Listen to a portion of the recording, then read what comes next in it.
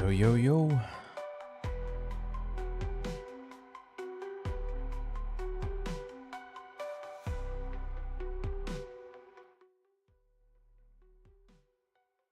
What y'all doing tonight?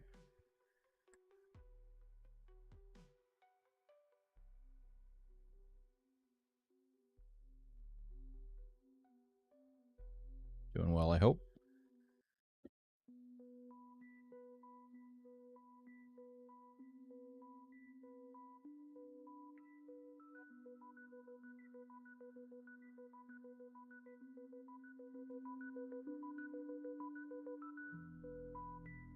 Doing well, doing well.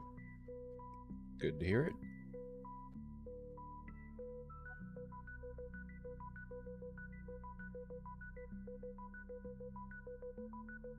So, let's have some fun. Pretty cool, okay.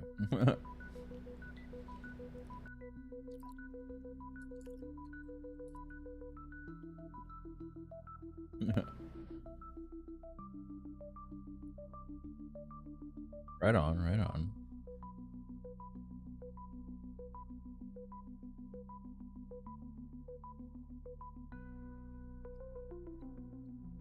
So, let's take a look at what we're gonna do here. What model am I using? I haven't selected one yet. I'm kind of just building out the workflow from scratch. But I think I will go with probably Absolute Reality LCM. Haven't done that one in a while. I'm gonna do 512 by 512. We're gonna make these width and heights into inputs so that I can control them globally from another location. Convert to widget to input, convert to input. And we'll just do a basic, I don't know, basic primitive integer, I think, for the width and the height. And we'll name it width, we'll name it height. Height, beautiful. Hey Gaston, how's it going? What are those lines connecting? These lines are connecting the nodes. This program is called Comfy UI and it's based on nodes. And each node does a slightly different thing. And the lines or the wirings, they kind of communicate between the nodes, tell the nodes what the other nodes are doing as they need to know. Have you worked with Flux yet, says Michael on YouTube. No, that's wrong. Yes, I have, just not very much, would be my answer. I've played with Flux, I've dabbled with it, and it is impressive. But for the most part, I do still stick with Stable Diffusion, especially as it relates to animation. I'm super quiet on YouTube, really? Let me take a look. Let me try and observe the audio levels. Hang on. Let's take a look. On Instagram, I seem to be sounding pretty good. Let's take a look. AI is cursed.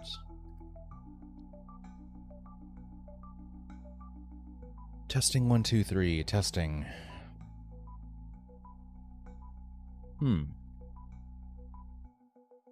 I think I sound okay. Sounds okay from my end. Oh, is that better? Interesting.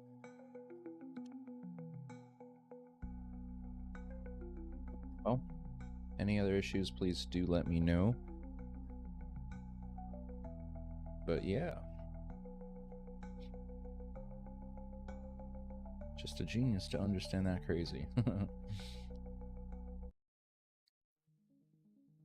Add mushrooms in your food menu. Yes. Do that. So we're going to start by turning this into a text to image, but it's going to evolve into a video workflow for animation. But we're not there yet. So I'm going to decode this into a preview. So this is basically the most rudimentary workflow with a couple additions of these nodes right here. because I want to control the canvas width and height from a global location. That's why I've done it this way. But otherwise, this is a pretty rudimentary workflow. And in fact, if you were to click Load Default over here on the right, in this menu right here, this is pretty much what it would produce for you. A very basic text-to-image workflow. So one thing we did forget is to plug the VAE into Checkpoint. How hard is it to understand this? It's kind of hard at first. It was hard for me. If you can believe it, it was like super hard for me, and I would avoid it for forever. Like, I was aware peripherally of Comfy UI, but I just was too intimidated by it. But it kind of just got to the point where I was so enamored with what people were doing with it on like Instagram and stuff that I just really wanted to learn it because I wanted to make what they were making. So I just kind of bit the bullet and I started learning about it. And I think through the process of using it every single day, watching tutorials, constantly tinkering, it really started to make sense. Especially in the last couple of months, it really started to lock in for me. But trying to combine more workflow with audio reactive control net.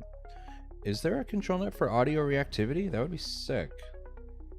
If there's something for that, I would love to know about that. I want to get more into the audio reactive side of all of this. Very badly. I like the artworks he's done, but I understand the workflow.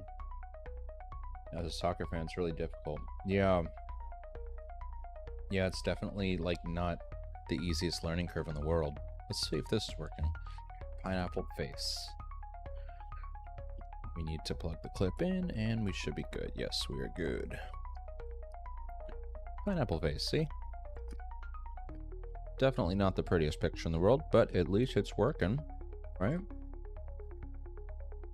Let's play with Mobius because Mobius is actually pretty good. And it's a Stable Diffusion XL model, so the results will be quite a lot nicer.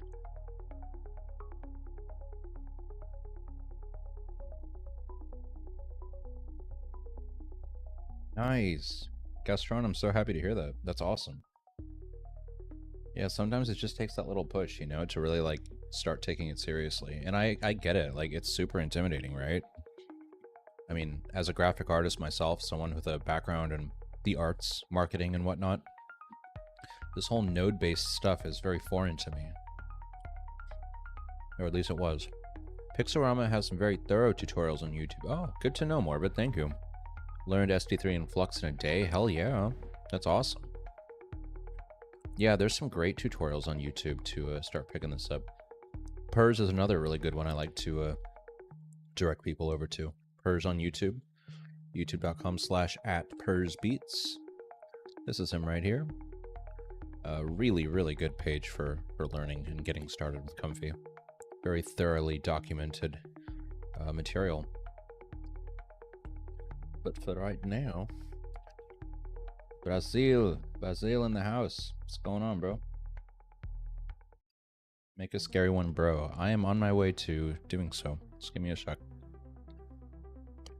We'll make this pretty creepy. As soon as we add animation to it.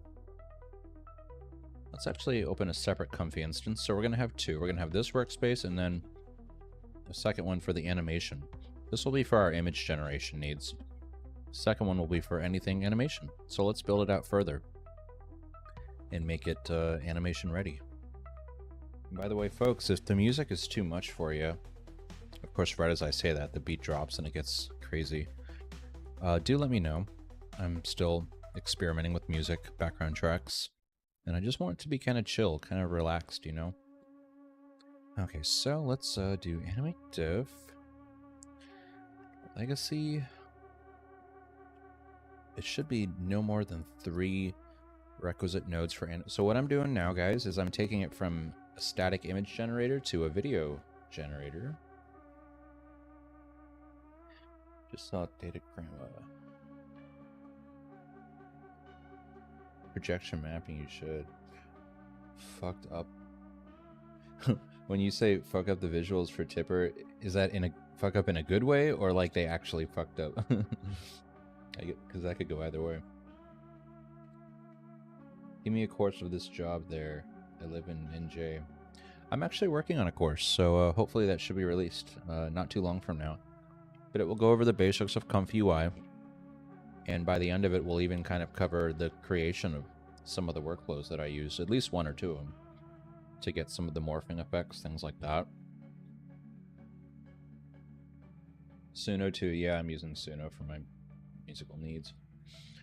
All right, let's get back to work. Let's set up our animate diff. Animate diff is short for animate diffusion. It's an extension model for stable diffusion that brings in animation to the equation. And it's how I make all the animations on my Instagram. Couldn't you have both in the same instance? Says Morbid on YouTube. Are you saying both flux and stable diffusion in the same instance, or both image generation and animation in the same instance?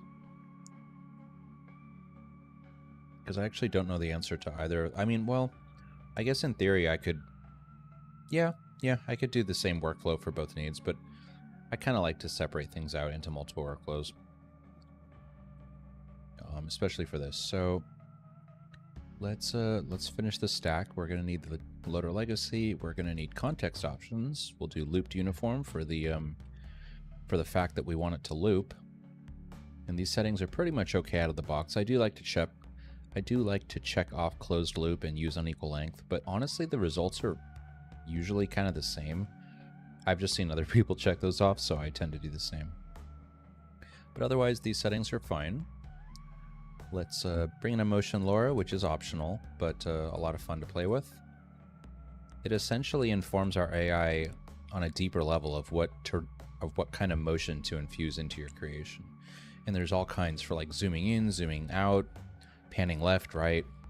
Like there's things that simulate various effects like shattering glass and liquid and motions like that. So it's a lot of fun. I'm going to use the zoom in, set it to 1, and we're going to want some sample settings as well, which are otherwise fine by their defaults. You're just going to want to change noise type to empty. I find slightly better results when I do that. So if I'm not mistaken, this should be our full stack for AD, animate diff.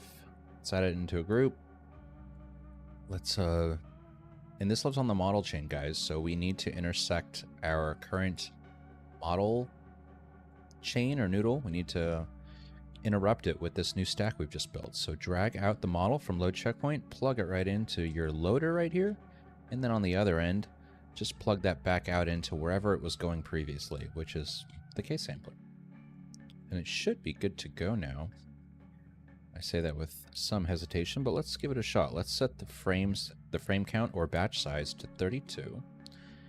And let's prompt it so that the motion LoRa gets activated. We'll type zoom in. And also let's change the sampler and schedule to LCM and Euler, no, not Euler, SGM uniform. Okay. Also going to need a video combine since this is a video, not an image. Change that over onto H.264. CRF, I usually set to 12. You'll want to target anywhere between like 8 and 20 for the CRF. This basically determines the video quality of the output, with some variation in actual like noticeable results. But basically the lower it is, the higher the file size will be, but also the better the quality, and vice versa. So 12 is kind of a happy place for it. Gonna set the frame rate to 12, and let's see what this error is when executing AD with context. So this is because we need to select the schedule, beta schedule.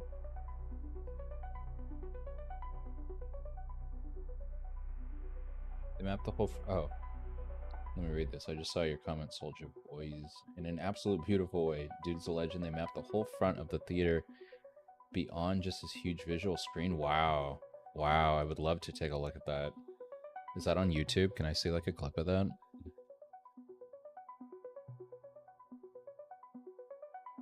So it's giving us an error, and the error is not clear, by the way, but I'm almost certain I know what it is now. It's because the model we're using is not supported, at least not out of the box, to use with Animate Dip. I'm currently using an SDXL model, Mobius, which is great for image generation, but it's not going to do what we need for the animation needs at the moment. So I'm going to go back to Absolute Reality, LCM. We're going to try it again, Q prompt. And it's loading up the model, and we're looking good. good to go. So it's just going to take a couple seconds here, going to make us a fun little video. You know. Also, I'm going to set the seed to fixed instead of randomized so that we can iterate on our results easier.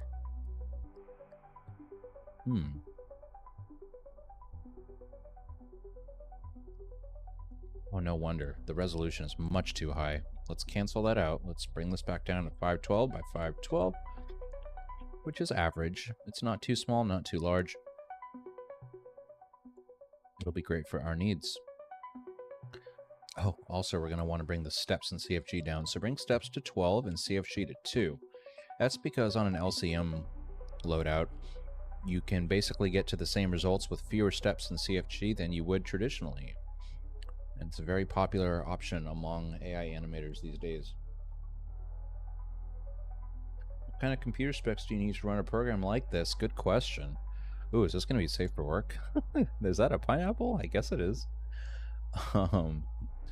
Specs that you'll need for this can vary. It's a pretty flexible program. Really what it's going to boil down to the most, I would say, is your VRAM, your video memory. So make sure you have a pretty decent card, especially for animation purposes. You don't want to go below 8 to 12 gigs of VRAM at the least, at the lowest. This is kind of interesting to look at. It's not really a perfect loop, and I wonder why that is. Let's examine. So if we bump this up to 40, maybe the frame count's a little too low because of our context length. Though I don't think so. Let's try this again, shall we? Dig the tunes. Thank you very much. Yeah, I made them on Suno.com. Suno's a really cool program for building out AI music pretty rapidly. Copyright-free music that you're not going to get struck for, which is very, very important.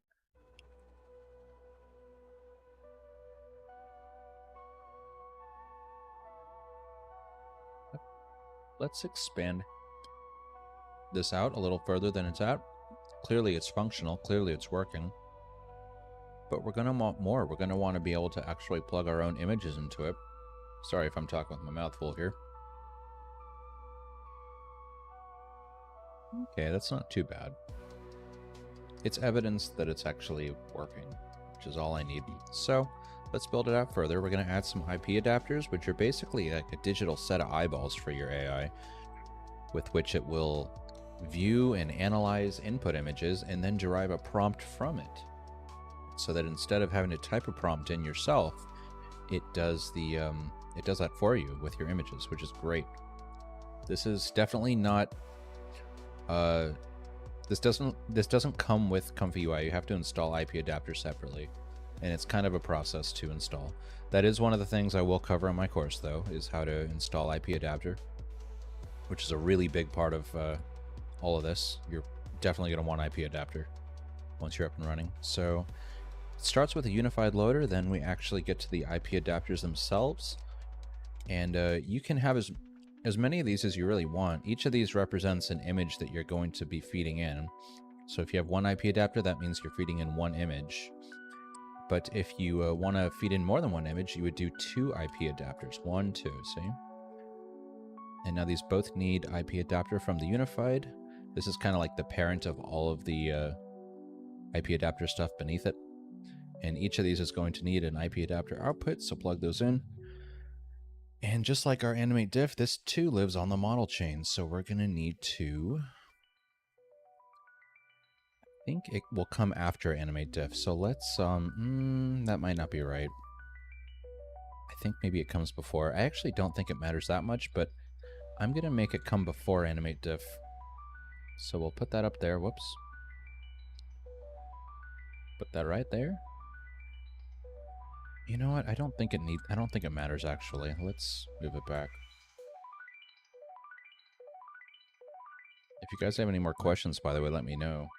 You're kind of quiet. Okay, so actually one more thing I'll need here for IP adapter is we're going to want to resize our images and prep them for the IP adapter so that they're an appropriate size. So we'll need some resize image nodes. We're going to convert the width and height to inputs so that we can use the global values for those. Width, convert height. And we will take our global values, plug them right in here. So what it's basically going to try and do is it's going to upscale or resize your input image, whatever it's currently set to, so that it is instead compliant with the canvas's width and height. And we can also, I think, could we crop it? Wait, yeah, we should be able to crop it. I think if I use upscale image, maybe that'll have the crop. Yeah, okay, so I gotta use the upscale image node, not the resize. So, convert widgets, we'll do what we just did. Width and height will be coming from here.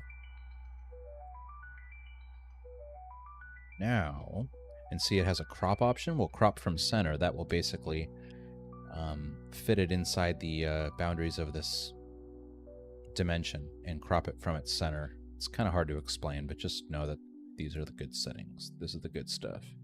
The good shit. Do I teach private lessons? At the moment, no, but I'm working towards doing something like that. Like a type of one-on-one consultation sort of setup. So I'd really like to start getting into that soon. Hopefully in the next maybe few weeks, I'll have something up and running in that capacity. I definitely take custom orders though, commissions for video, custom videos.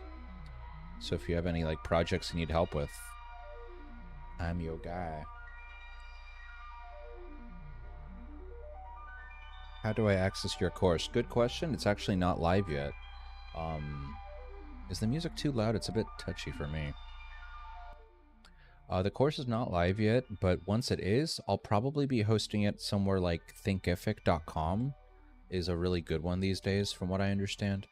I might also host it on like Skillshare or somewhere like that as well. But just stay tuned to my page. I'll be announcing those details kind of in the next like week or two, the next few weeks, as the course matures, as I kind of near the end of it, you know.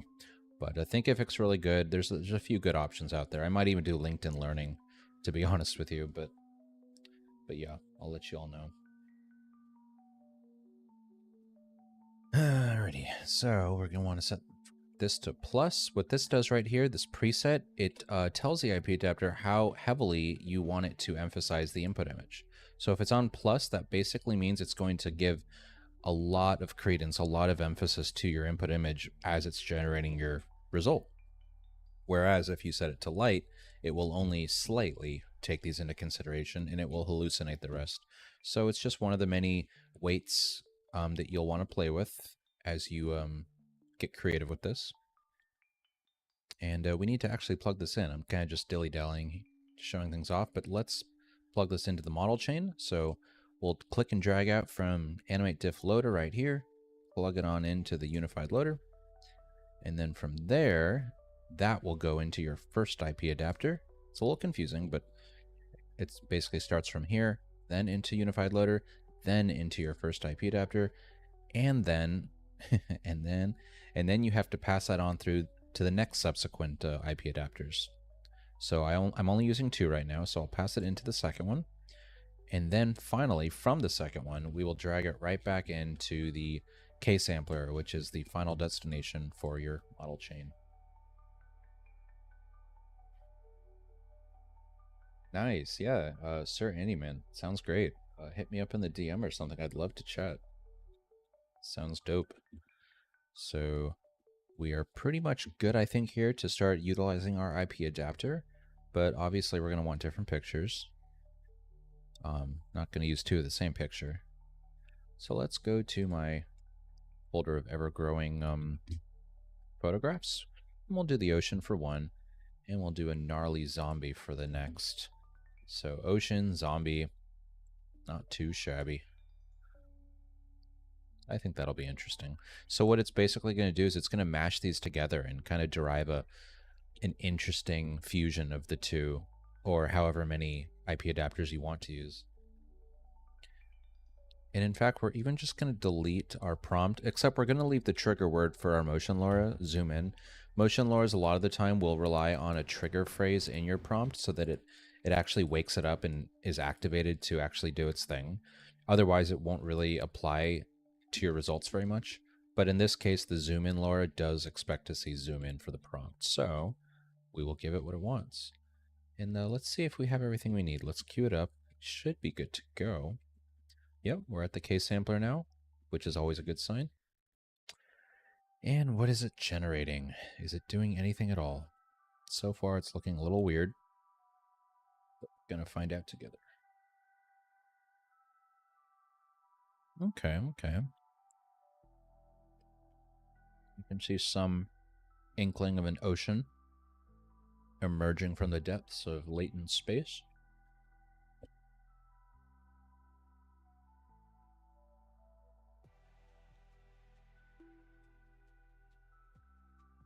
Music has stopped, hasn't it? Let's change that. Okay, VLC. We're just going to use a playlist I've already made, which is kind of like a wintry lo-fi. I think that'll be nice for the remainder of our stream. Okay, so what do we have here? We have a sloppy mess, but it's actually kind of cool. It's not exactly what I had hoped for, but it's cool.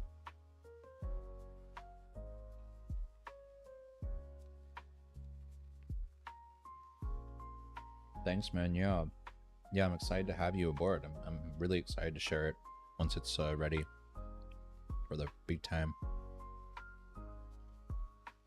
Probably about, it's hard to give a time frame, it really is, but at the pace that I'm currently going, probably like 3 weeks, 4 weeks out from like some kind of milestone. Anyways, let's kind of examine what we just created here. What we've done, like I just explained, is we've fused together these two images to create some kind of an animation. And I have a feeling we can get it a lot better looking than that. I think something is being missed.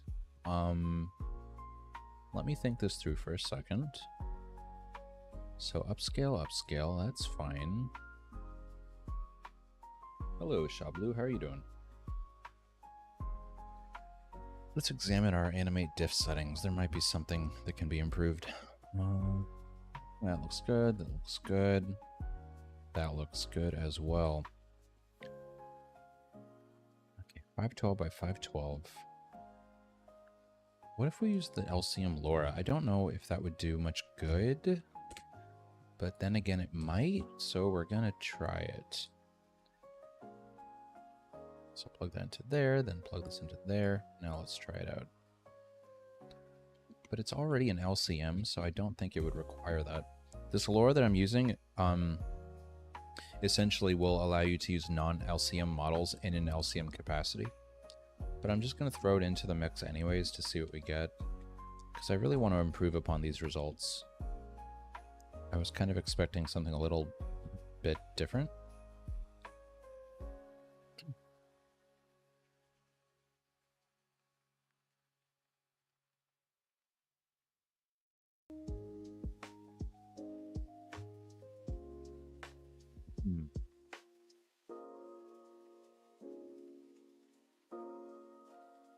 Oh, Morbid, I'm sorry. I just saw your message. Hopefully you weren't waiting too long. What's the name of the IP adapter node you're using? I'm using Comfy IP Adapter Plus, but it's different. Yeah, there's actually a few different ones. Oops, what am I dragging out here? I'm using... It's from the Comfy UI IP Adapter Plus node pack. Like, this is the pack of nodes that I installed for it. So I believe if you go to Manager and install custom nodes and search for, let's see, what's it called? Comfy UI IP Adapter. Custom nodes, then up and search Comfy UI underscore IP Adapter underscore nodes. Okay, that didn't come up. So let's do, oh, it's Plus, isn't it? IP Adapter Plus. There we go. Okay. Comfy UI IP Adapter. Oh, that's the one you have. Okay. Then you should have everything installed correctly, but the actual node itself is called Unified Loader. So if you just search for Unified, the first result should literally be IP Adapter Unified Loader. And this is basically your hub for all the IP adapter goings on. This is kind of the glue that binds it all together. and is also the starting point as far as the workflow is concerned in the IP adapter portion of it. Because as you can see, the model chain starts by plugging into this and then goes into the rest of your IP adapter stack. But yeah, it's basically IP adapter unified loader followed by just basic IP adapter nodes. You can also use IP adapter plus nodes or advanced, which gives slightly more options for the inputs and stuff, but it's not necessary. It's really not for the purpose of what we're doing.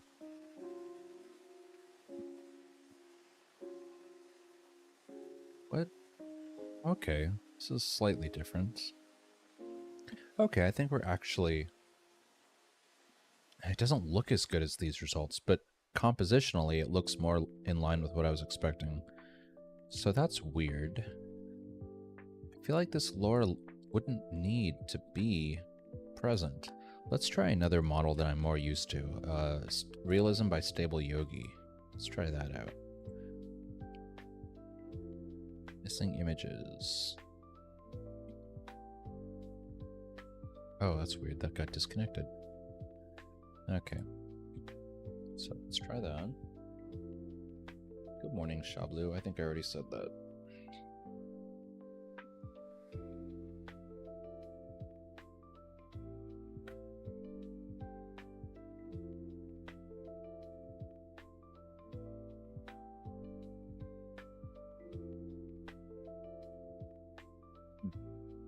Okay, I'm liking what I'm seeing here. Ooh, yeah, I think this is going to look nice. I guess a lot of it really does boil down to the model that you're using, I suppose. I thought Absolute Reality was a pretty solid model, but it looks like we're about to get much better results just by changing up the model, which is interesting.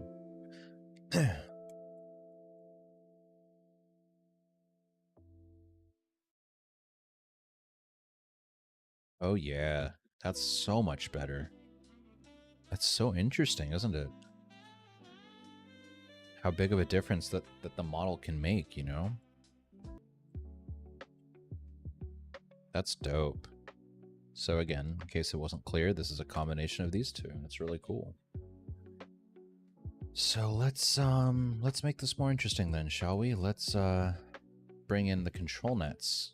Start playing around with those. So let's get a bit organized. Let's group these IP adapters so they're one cohesive unit as far as we're concerned.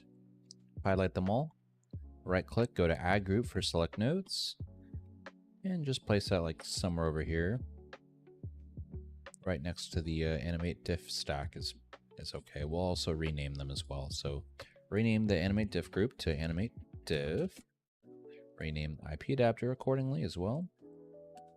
IP adapter. It's not necessary to name these, but it's good for, especially if you're going to share the workflow, obviously. IP adapter. I'm not going to get too fancy. I'm not going to name, color code everything, etc. But we're going to want to put these. So yeah, so this stuff right here, these are pretty basic like settings, the positive negative prompt and the batch size. These kind of belong at the start of our workflow typically. So over by load checkpoint is a pretty good spot to have them, because they're kind of just foundational settings for the rest of the workflow. So we're going to put all these in the same group. Going to select all those, group to nodes, and I think that's pretty good right there. We're going to want to put our K-sampler with our video combined. This is our output group. It's where things get diffused and created essentially. So this will be called diffusion, because that's what's going on here. It's getting diffused. And we're pretty much looking pretty organized, I think. And we're poised to include a control net here and now. So let's do that. Let's separate out our diffusion group from the rest, because now the control net, unlike our other additions, which all lived on the model chain, this now will live on our conditioning chain. So let's start by adding a control net, search for that. I use a specific one. This can get a little dodgy because, so I use this advanced control net, and it's specifically part of this node pack Comfy UI Advanced Control. There's actually other ones. For some reason, I have others installed. I don't know why, but they tend to give issues when I use them. So like I have this node, which is very similar to this, but it's like, it doesn't function for me for some reason. So I'm not sure where and how I installed this along the way, but I would just point out that that's not the one to use. You're going to want to look for the one that belongs to this node pack. And so that's what I'm going to use. We're going to intercept our positive and negative chain so that it passes through here. And to do that, we'll grab it from our positive and we'll grab it from our negative. And then we will plug those back into the case sampler, which is again its final destination. Shift G auto selected nodes to group. Yeah, good point. I'm not currently on the latest version of Comfy, so I did hear that they added that in a recent update, which is amazing. But is that still the case? Can you still auto group nodes by doing Control G? Let's try. Select, Control G. Now, didn't work for me, unfortunately. So yeah, I am intentionally not on the latest version of Comfy, just because I don't want to deal with the headache of broken nodes and stuff. But I do have a separate installation of Comfy in a different part of the computer that I do have a later version installed. So that's kind of my experimental installation, so kind of jump back and forth. Now, thank you, Liam. Thank you so much. So,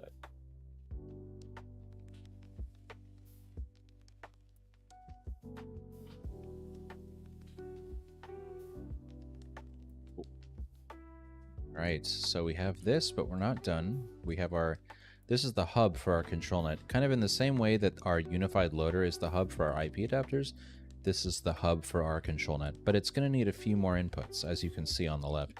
It's not going to need all of these, thank goodness. Not to function anyway. But let's give it the rest of what it needs. It's going to need a control net loader. It's going to need to know actually which control net to use. And for this, we're going to just use QR Monster, which is a really good one. And then lastly, it needs an image or a video to trace upon. So let's let's do a load image node right there. Let's just go with actually no, I'll use a video for the control net. Let's go with just a really easy one, an old favorite, an old standby. Load video, our path, and we're just going to go with this as our mask or our control net. Actually, we're going to use it for both. We're going to use it as our control net, and we're also going to use it to mask our images accordingly. So I think, like, for example, the ocean imagery will go in like the white section of this, and the zombie imagery will go in the black. Presumably. It might be the other way around, but we'll find out. So let's start by plugging this into our control net. We're going to want to resize it though, kind of like we did with these, so that it fits the dimensions appropriately to our canvas. So let's do that. Let's copy. We're going to copy our upscale image node, but we're going to copy it with the inputs already intact. And a great shortcut for that is to do Control-C and then Control-Shift-V. As you'll see, it pastes a new one in with the inputs already plugged in from where they need, which is very handy. So we'll do that. We will plug load video path right on into there, and then we'll plug that right onto our control net. So now it knows what to actually trace over. And we're just about done. But what we're also going to want is, like I said, we're going to want to mask these elements so that the ocean and the zombie go into the black and white. So for that, we're going to need to convert this into a mask. So we're going to search for image to mask right here. Plug that in. So we've now converted this into a usable mask. And you can select which channel you want to extract from it. Just by choosing like red, it will already kind of do what it needs to do. And I'll give you an example of that. Let's convert this back into an image and preview that out. Mask to image. So check it out.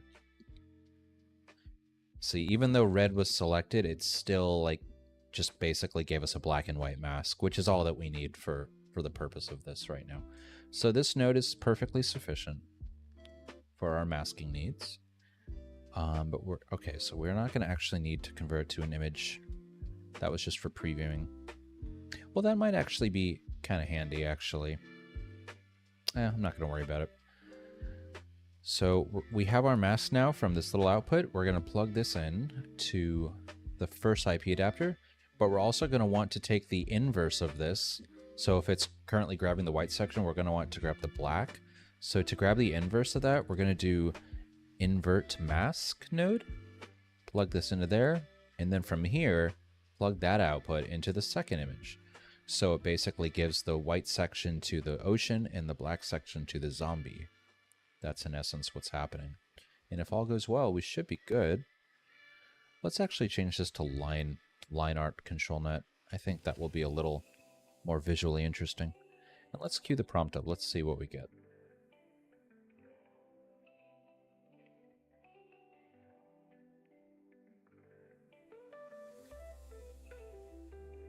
Oh shoot, it looks like I lost some of the recent chats in Instagram, guys. I apologize. If you had a question or something you were asking in the last like 4 or 5 minutes, please feel free to ask it again, because I accidentally lost it. But I'm here now and I can see the chat again, so as this is rendering, ask away.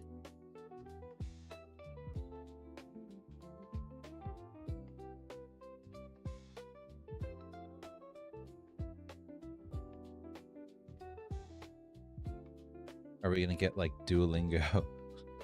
What do you mean by that? Am I gonna make a Duolingo themed video? Maybe I should. Ooh. Looking cool. What do y'all think?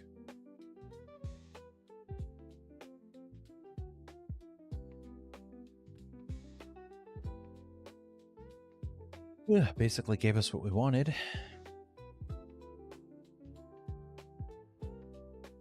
Oh, thank you, Akash Babar. Thank you so much. Yeah, I really like showing you guys some of the behind the curtains, so to speak. Duolingo creepypasta? That's not a bad idea, actually. Let's take the Duolingo owl and mess him up. Let's have some fun. So how about we morph these two together, huh? Let's try that. Alright, cue prompt.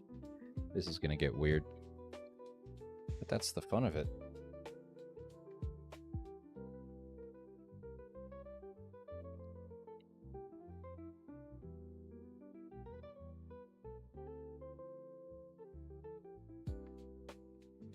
Okay.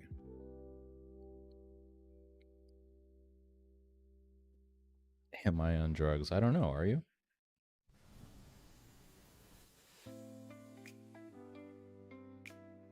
So this is what we've built so far, you guys. It's a pretty capable workflow already. I'm trying to think now of what we could add to further enhance it.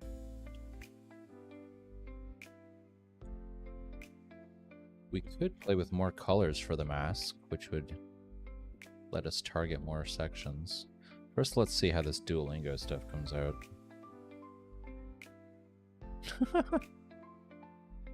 That's so weird. I guess it does what we were expecting. Pretty silly.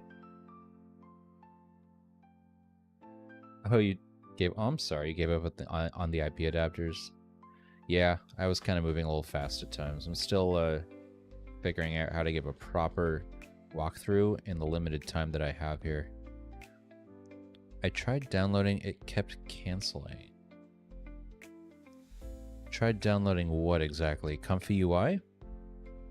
Where are you trying to download it from? If you're trying to download, you should go to their GitHub page for it. Comfy UI GitHub. Just look for this page right here by Comfy Anonymous, Comfy UI, and then go to the releases page, and then download the portable file right here. Comfy UI Windows Portable .7z. That's the one I use, at least. So let's, first of all, I'm noticing, you might have noticed too, the loop is getting kind of abruptly chopped up. It's not a clean loop. And the reason for that is because our frame count differs from the actual frame count of our input video. So there's a discrepancy there. So in order to solve that, and it's very easy, we want to take the actual frame count of our video in this load video node. So this is very useful to us, this value that this noodle is going to provide. But we're going to want to plug it into our, you see, remember the batch size from earlier? This is determining how many frames comprise our videos. But we're going to, just like we did for width and height, we're going to change this also to an input. So go right click, control widget, convert widget to input, and convert batch size to input.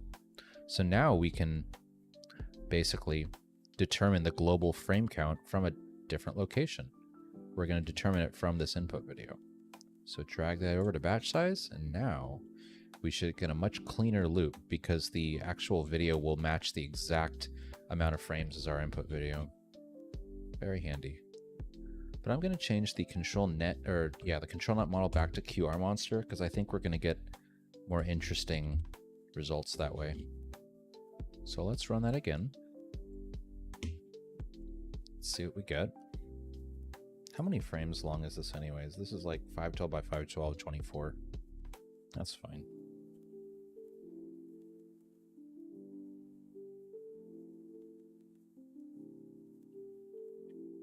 Yeah, Ian Gomba on YouTube, Comfy UI. So for sure, just look for their GitHub repository, I guess. Just Google Comfy UI GitHub, and it should be that first link for you. And then again, releases page. This is the spot. And it doesn't even require an install. You literally just extract the files into your directory of choice. And then once you've done that, you go into the folder. Should look something like this. And you're gonna want to double click run NVIDIA GPU.bat. It's a batch file. And that should run your program. Okay, this is kind of interesting, I guess. Kind of silly looking.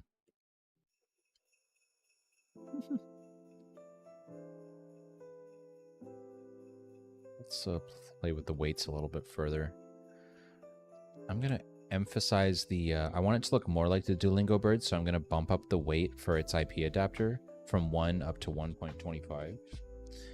And I'm going to make this a little more organic looking by lowering our control net values just a touch. From 0.5 down to 0.45. And the N% was all the way up to 1. I brought that down to 0.34. I think we should get much more interesting results now. Hi from Brazil. Hey, thank you very much. Nice to meet you. Hey, Macmood, what's going on?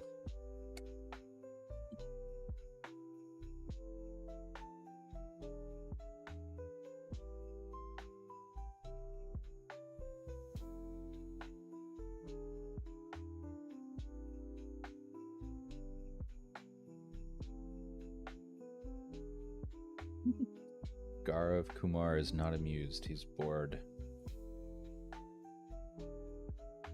That is so sad. I'm so sorry.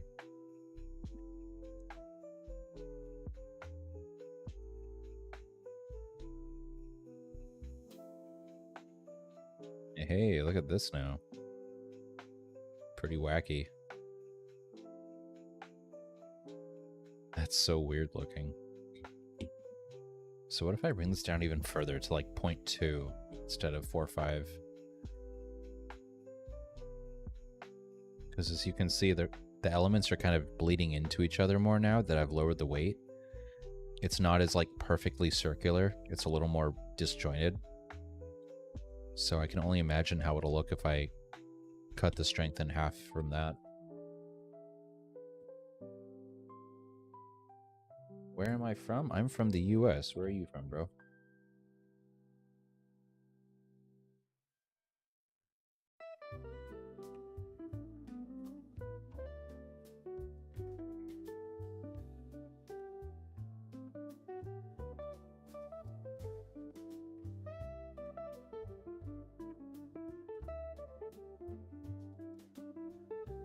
Ah, boy.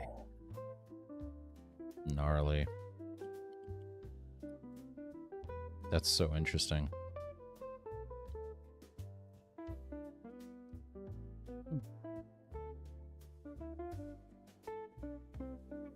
Come to Italy. I would love to come to Italy. I would love to visit Italy one day.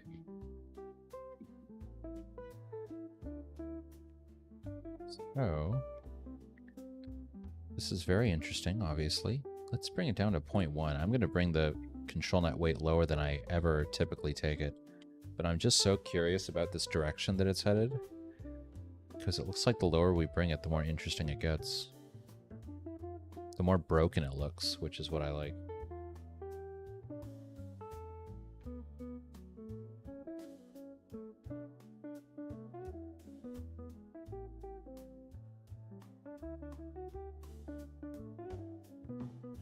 After this, we'll try something else. Ooh, I know what we'll try.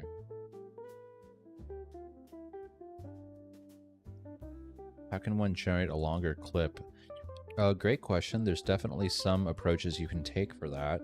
Comfy UI, as you might know, is not great at generating really long clips. But what you can do is, number one, you can cut your like actual frame rate down to something really low and then interpolate the final results, which basically means smoothen it out, add additional frames between the frames. This is really cool looking. I like this a lot. Yeah, I think the best advice, honestly, would be to like just render out a 12 frames per second video, or even 8 or 10, which is definitely on the low end, but after your actual video itself has been produced. And also don't go like too high in the resolution, because you can upscale it later on with other tools. AI danger of human. Yes, I mean, in the wrong hands, it certainly can be.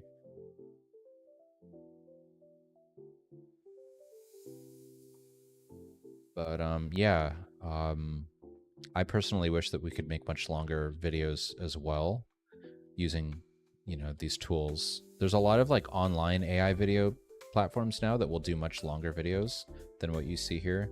Like Runway, Luma Labs, they some of them go up to like even 40 seconds, I think now, which is pretty insane. But let's kill the mask. Let's turn the mask off for now. So by unplugging the mask inputs for our IP adapter, what it's now going to try and do, it's still going to use like this as the motion for the control net. And in fact, let's bump it up a little bit so it knows what to trace. But so basically, I'm going to cue that up. It's not going to have a separation between the Duolingo owl and the zombie. They're going to more so become fused together into like one monstrosity. Do I prefer Runway or Luma? Very good question. I prefer them both for different things, honestly. So that would be probably my best answer. I think Runway's quality is unmatched. Like the videos they produce consistently are just like really beautiful to look at. Luma's getting better though and catching up in that regard. But I like Luma's adaptability with like portrait mode and landscape. It will take multiple different resolutions. You can also do like, you know, interpolate between two images, which is really fun. Luma is, or Runway is definitely slacking in that regard. So Luma definitely takes the cake in that department. This is creepy looking. Look at that.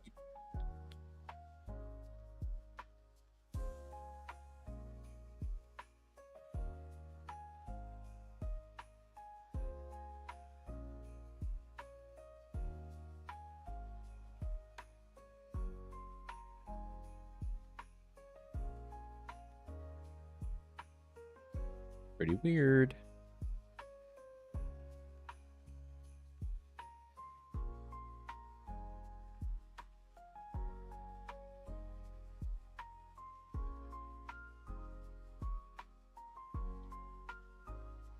After this one, let's see, where should we take things? I don't know.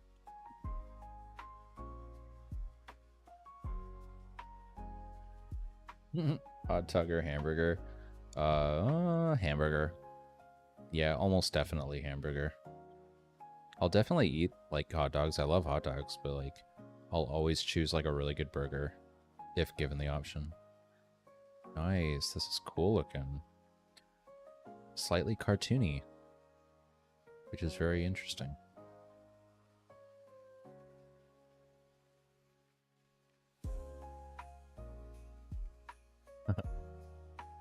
So, what was I about to do? There was something I wanted to add to this. I wanted to add... I just lost my train of thought, you guys. Something with the IP adapter? No. Let's just play with a different video input. I gotta go soon too, by the way. In about 5 minutes or so. Gotta wrap things up, I'm afraid. But dang, do these streams go quickly. Let's try this out. This is always a fun video to play with. So we'll paste this in right here. We're gonna play with this essentially. Gonna trace over this. Hey, Dreamloom, how's it going? Yeah, no, I love doing these streams. I love showing people around the inner workings of my process, as it were. So let us, let's use line art for the control net here. I think that will give us some interesting results. And we'll bring the weight of it down to like a 0.55, I think, is not too shabby. This is such a contrast as far as the style, the styles of the two images. Let's actually leave that. Let's queue it up. Let's see what we get just by changing in the different control net video. Does this work on iPad? I wish it worked on iPad. I mean, the answer is technically yes, if you're willing to like rent a cloud environment. There's websites that let you play with Comfy UI in the cloud on like a rentable machine. One that I like to use or like to recommend, just because it's the one that I used to use, is called thinkdiffusion.com. And the iPad will run this. Even your iPhone will run this. It's just not the greatest experience. If you're going to run it, I would recommend still being on a desktop. But the good news is you don't need like a monster computer in order to run it because it's all in the cloud. So definitely look into Think Diffusion if you want cloud comfy. Cloud comfy.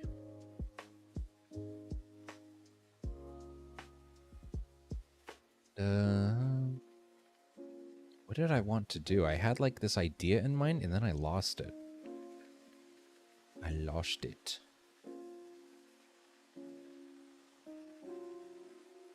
Something fun that I wanted to show you guys. Oh, prompt traveling. That's right. I wanted to do a prompt travel. So let's do, let me see if I recall which node is used for that. Because I don't usually prompt travel. I usually just do images. Prompt schedule. This is what I think it is. Okay. This should be the right one.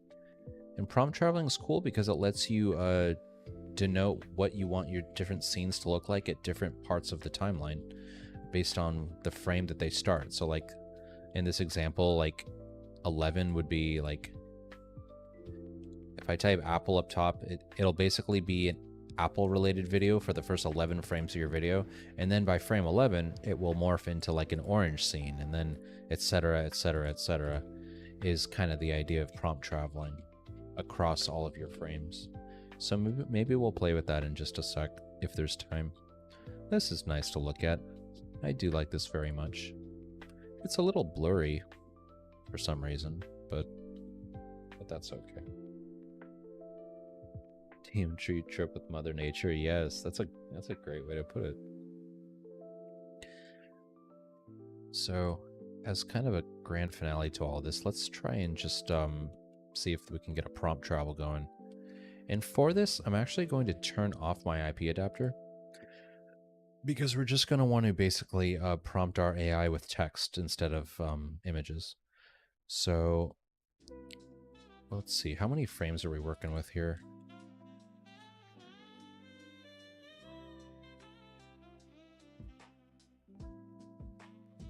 Look at frames, I forget. Whatever. let's change batch size back to a widget so that we can adjust it right in here. We'll just do 50 frames. No, we'll do 40. No, for traveling though, we're gonna want some more room. Let's just do 50. Wrestling with my own mind here. Okay, so we'll start out with apples falling out of the sky, and then oranges growing out of the ground, and then it will end back with apples falling out of the sky. So a nice thing to do, especially if you're aiming to make this into a loop, is to end your prompt scheduling in the same way that you started it. So because we started with this line, we're also going to want to end it with that line. And so because we're doing 50 frames, let's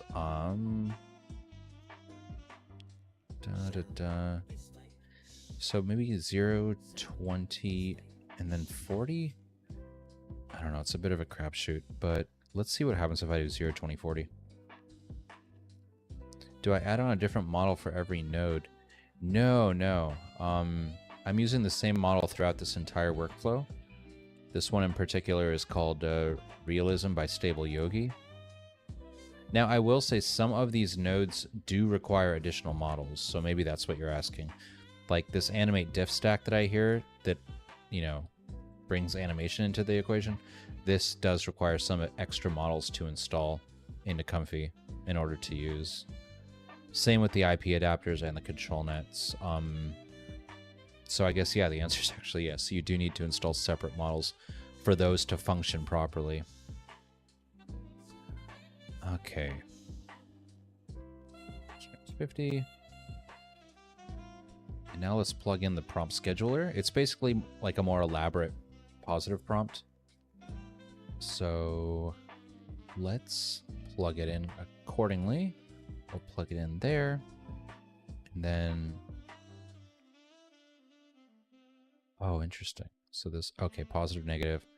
Just going to plug it in for the purpose of our positive. So do that.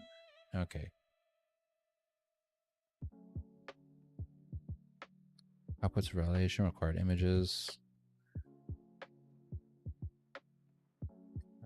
Frame. I'm kind of flying in the dark here. I haven't set up a prompt scheduler in quite a while, so I'm trying to recall what plugs into what. I guess I could use a cheat code and just look back on a previous workflow real quick. So I'll just do that. Let's do this right here. And it looks like it needs max frame. Okay, so the max, oh yeah, okay, max frame, got it. That's what it's asking for. So we will need to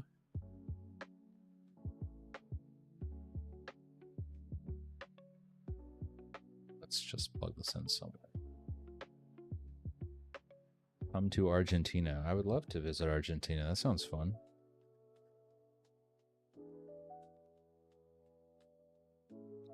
So let's just do this. We're gonna need a frame count node. Let's call this frame count. Frame count.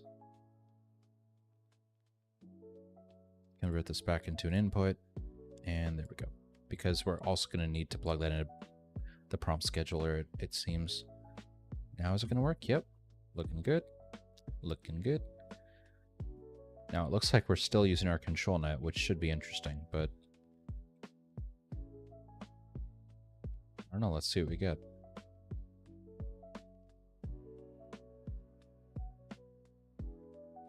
Do I know Turkey? No, I can't say I do.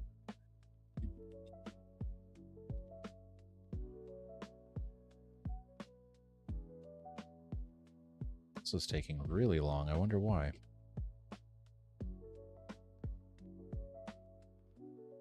Would this be taking so long? Conditioning. Let's see, this is going into... yes.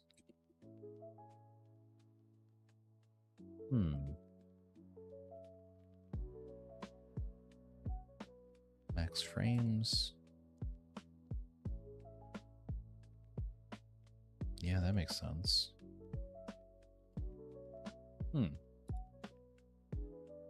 Okay, well now it's going. But my goodness, 9 minutes? There's no way that's right.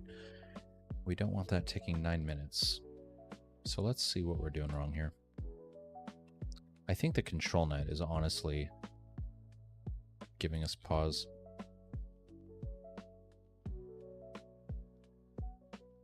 So it's 120 frames. It's not that bad. What am I doing? I'm trying to figure out how to get the prompt scheduler to actually perform. Let me try and hide or turn off the control net. That might help us out. Let's see what we get.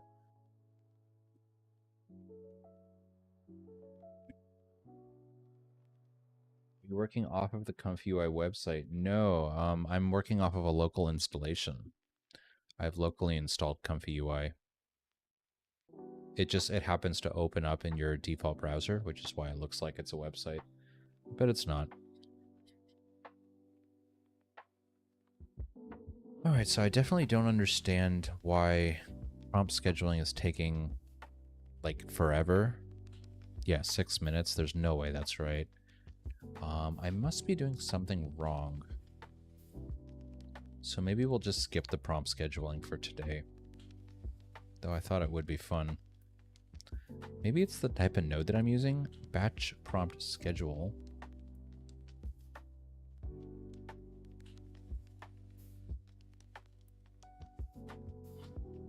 Maybe I should just use this node instead. I can't imagine it would make much of a difference, but let's try it out anyways. Kill that. Try it again.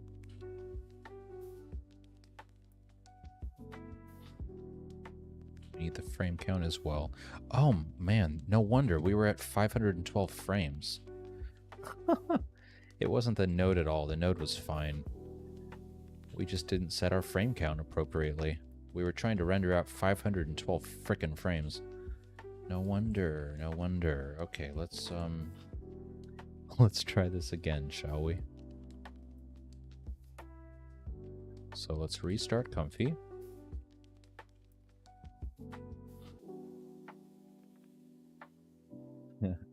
Yeah, pretty crazy. So the reason is because I just duplicated this height node here to become our frame count control, but I didn't change the value from 512. But now I did, so now it should definitely go faster. So let's see what we get now. And in fact, I want to try the control net too. But let's try this first. Let's see how it looks as is. Why are you going through all this hassle? Because I enjoy it. I find this process to be very fun. And I love the aha moment when things finally like actually work and click into place. It's like a very addictive sensation. I'll just put it that way.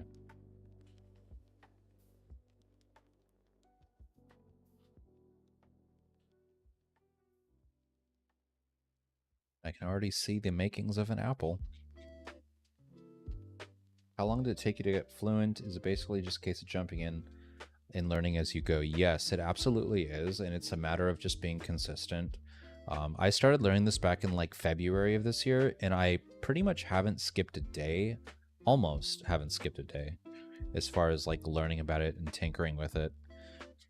But and just like watching tutorials online on YouTube of people playing around with ComfyUI and doing interesting things with it. And then going back into your own environment, testing out what you just learned and seeing if you can replicate it, spending a couple weeks on that, and then leveling up a couple weeks later. It's kind of just like a back and forth process. One awesome thing I figured in Comfy is you can set get models. Oh yeah, I love the set and get models. I started playing with those recently. Set one thing on the side and get them on. Yeah, I gotta really tap into that more. Get set. Forget what the actual nodes are called, but yeah, I was using those for like a workflow a few weeks ago. Very useful. So we're not getting oranges. We're not we're not getting the second part of our scheduler for our travel. Orange is growing out of the ground. What if I... Oh, well, let's just say orange monsters. I'm not giving it a whole lot of room to work with, I will admit. 50 frames is not a whole lot of wiggle room. Maybe we'll bump that up to like... Oh, let's leave it there for now. Because I just kind of simplified the prompt. Unreal Engine blueprints? I gotta learn Unreal Engine. I gotta really start taking that seriously.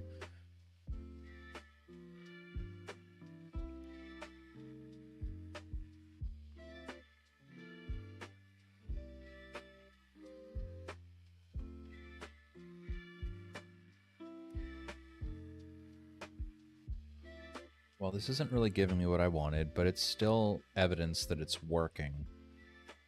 Somewhat. What you drinking?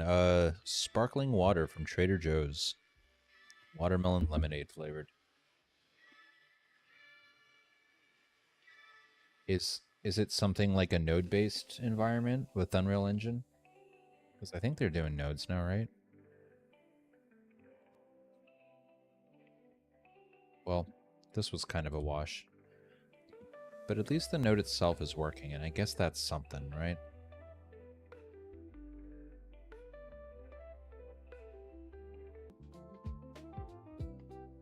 Okay, after this generation, I'm going to wrap it up, folks.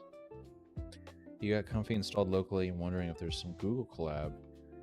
Interesting questions. I don't know anything about Google collab or being able to use that for this, but the only two ways I know how to use Comfy is to, number one, download it locally, and that's what I'm doing here, or number two, just renting a cloud machine, like on a website like Think Diffusion. I just noticed the window is not the right size. Yeah, so Think Diffusion right here. This is a really good option. If you don't have a powerful computer, you can just rent one by the hour and play with it that way. It's not, I don't think it's like prohibitively expensive either. 20 bucks a month, and then it's fairly reasonable, I think. Yeah. Okay, so our prompt scheduling didn't really work, but that's something we'll have to explore on a future stream because I gotta go eat dinner, guys. You can use nodes instead of C++, right on. Yeah, I think I would prefer that since I don't know any C++.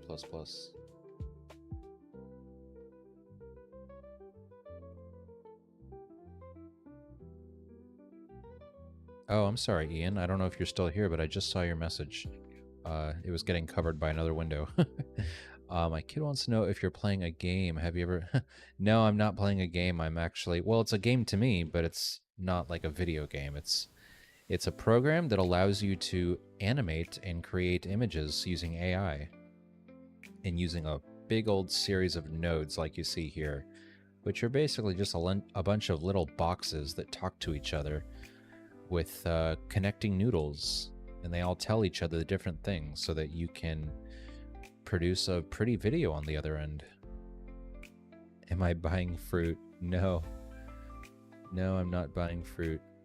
And no, I also have not played Minecraft on PS4. I played Minecraft on PC though.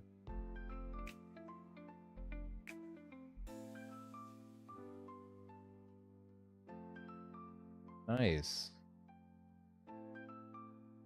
Grillips, you're very welcome. Yeah, my pleasure. And thank you, HTM. I appreciate that as well. I respect you too. Oh, I was trying to make mine in After Effects today. Nice. After Effects is so cool. I gotta get better at After... I mean, I know enough After Effects to get by to do a limited amount of things that I need it for, but there's so much you can do with After Effects if you really know your way around it. And there's just so much more to learn as far as that goes, so I gotta get better at that. All right, folks, I'm going to wrap it up, but thank you so much for your time and interest in what I do. And I'll catch you on the next one, all right? Peace. Love you all.